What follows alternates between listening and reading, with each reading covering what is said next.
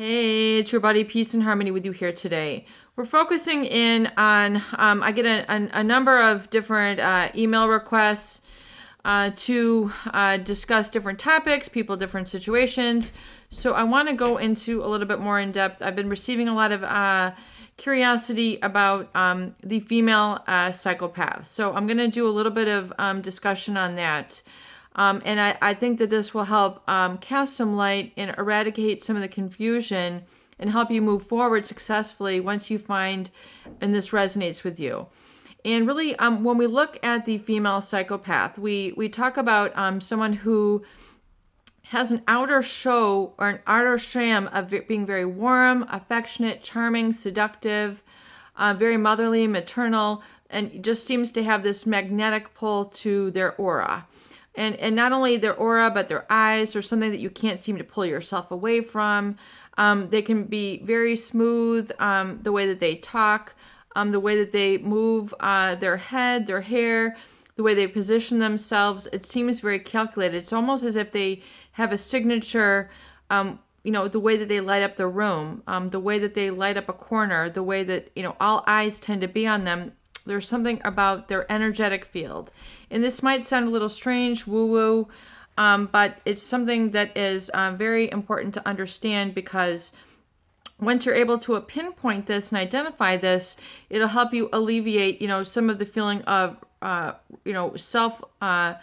self-fear and lack of self-trust, and sort of healing through once you realize that this is what a psychopath does in order to entice, allure, seduce, and then devalue and discard others in a very deliberate and calculating manner, but oftentimes do it in a very scarring way, a very life-changing experience when you realize this and you have had an epiphany or exposed this person. And Thomas Sheridan, in his book, The Puzzling People, Labyrinth of the Psychopath, describes this very well when he talks about the universally accepted underlying characteristic of psychopath behavior is muted emotional responses to negative situations in combination with unrestrained impulsiveness. So when he talks about this muted emotional responses to negative stimulations, there's an unflinching sort of fearlessness that tends to emanate from these people. They tend to cross boundaries. They tend to not be stifled, stuck, or hindered by certain things that normally would trip people up. So their ability to lure and seduce you and violate your boundaries is, I think, originally what is very attractive to men in general. The way that they feel that they are, have to alleviate this feeling of being a man or having to do all the work originally is very relaxing or very enticing to them, because they see that here's this woman who's apparently very strong, doesn't seem to have a lot of the emotional baggage that a lot of women do. She seems to be very strong, confident, self-composed, self-reliant, just might have the clothes, the car, whatever, that seems to be, very strong and independent. And a lot of men, I think, take this as a relief, where they can just kind of sit back and enjoy the ride a little bit. And so they tend to, capitalize on this. The woman, knowing that they have this ability to seduce and succumb and create this sort of envy of them. So this desire versus being intimacy is more an intensity. And this desire that they're able to develop in you, they're able to not participate in it. So, in other words, the seduction is a play, a show, a sham, and they don't have that same heart, affection, and closeness that most women do. And really, most women, I would say, aren't very readily apt to give away this very close, sacred part of themselves. So, they're a little bit more protective of their heart, their love, their affection, and they don't use sex as a tool to communicate in this way. But a lot of women have been able to rise up in the ranks, in terms of vacations, positions, jewelry, money, places to live, gifts. I mean, you name it, they're able to bulk up on all sorts of this stuff from men whom they're able to seduce. And it's a very calculating, deliberate way. And it's not to say that all women are gold diggers, but there are women who have psychopathy as part of their mental wiring. So when we talk about the risk taking, there's a high sensitivity to dopamine. In other words, they're very risk takers. Oftentimes they will go after things and do things and say things that make other people like turn their head. And it's like jaw dropping the things that they'll say, and out in public, or inappropriate times, or showing themselves at inappropriate times, so very distracting, and gets and so they really kind of take men who are very simple, want a lot of this inherently, and then a lot of men just become unraveled by this and really can't stop themselves, so they become very much kind of like their puppet. I mean, they are very triggered, and they feel like because of the psychopathic stare that they are connecting with this person, when it's really it's an intraspecies predator who is basically looking to take you for whatever it is you have to offer. And I'm not going to go into all of the explicits.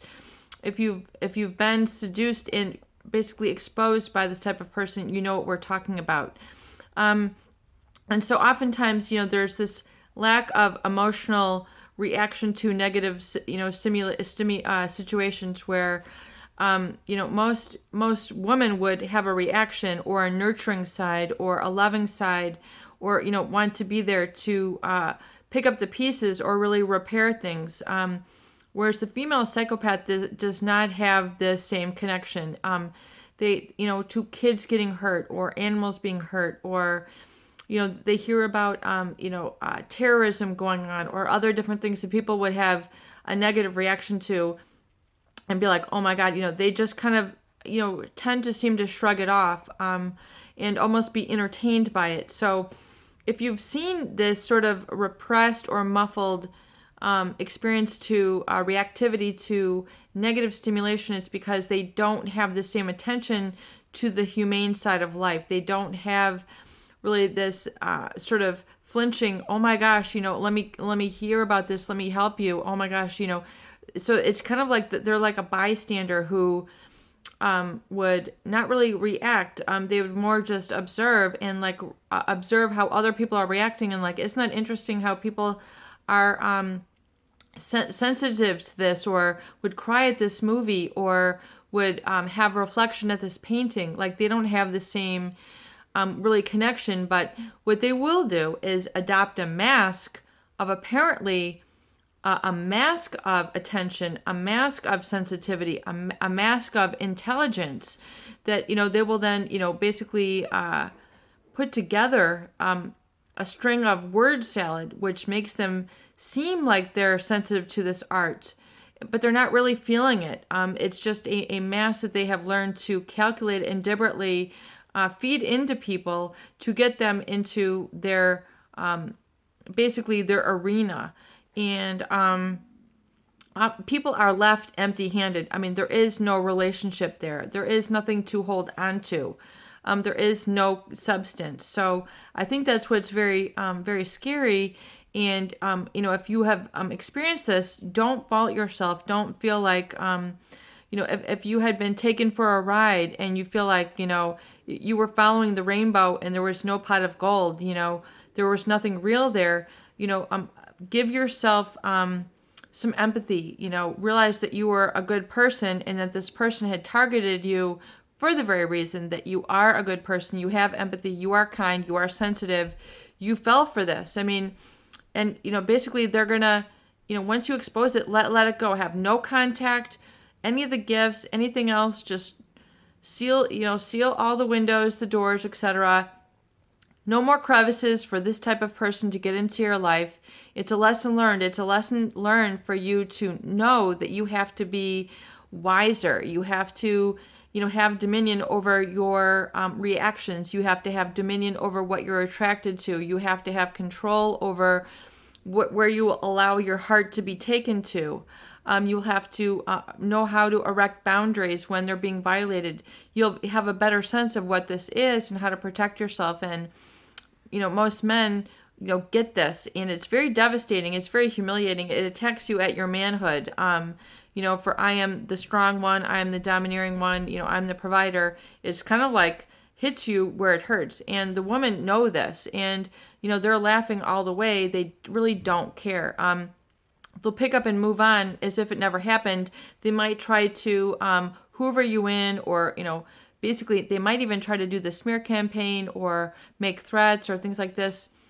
Don't have anything to do with it. It's just hot air. It's just get away from all that as soon as possible, and really learn about your boundaries, self-respect, hold your head up high, and realize that it's just, it's kind of like a hit and run. But these women, this is, and learn to now have a filter for what you desire in a true relationship moving forward. And that is someone who does have the heart, who doesn't necessarily have to be that, that charming, good looking, etc., but that someone respects you, your boundaries, and maybe doesn't move into your personal space this quickly, but takes a little bit more time to develop organically, so you know the person a little bit better. And even if you have known them for a long time, or you've been targeted, realize that the boundary violation and the lack of empathy and lack of respect for you, your family, your job, your money, all those things are indicators that maybe you don't want to really dive into that relationship. Instead, say no, move on, keep your head held high, and begin to really, work on that inner strength and kind of getting a better a better filter for what is the right type of person for you. And you will heal through this. Just begin to work on that self-trust, that self-belief, that self-protection, and, kind of assessing things a little bit, in alignment now with what you know after this relationship. Peace and harmony with you here today. I hope these videos do help.